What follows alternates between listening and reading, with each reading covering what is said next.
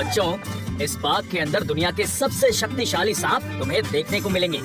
अलग कलर्स, अलग टेक्सचर्स और इन सब के अलग अलग स्किल्स भी हैं। और सबसे पावरफुल सांप है। कहीं ये मेरी बात तो नहीं कर रहे?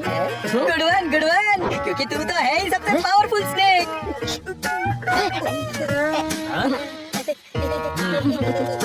अरे यार चीकू, तुम ही ना, तुमसे तो बात करना ही मुश्किल है। एकांश, कम ऑन यार।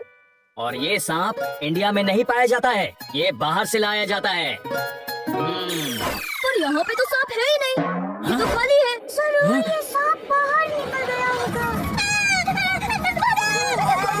रुको, शांत हो जाओ, शांत हो जाओ। उस सांप को मेंटेनेंस के लिए निकाला होगा। टेंशन मत लो। ये देखो, स्नेक पार्क के star entertainers, the twin dancer.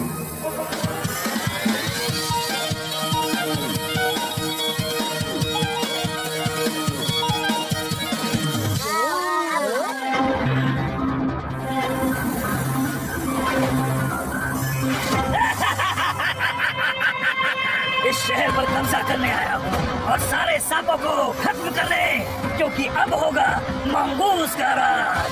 Mongoose is on the loose.